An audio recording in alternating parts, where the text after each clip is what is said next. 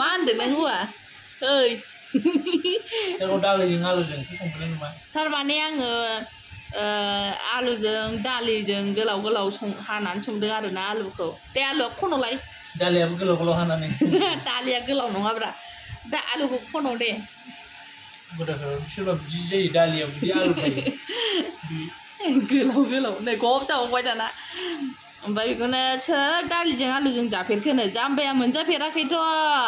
आंखौ मोनदोंना मोदां गोदान गोदान माथो गोदान गोदान रेसिपि मोनजादोंलाय गोथाव गोथावलाय जानानै उदै थुदै देरग्लोमजोब्बाय नै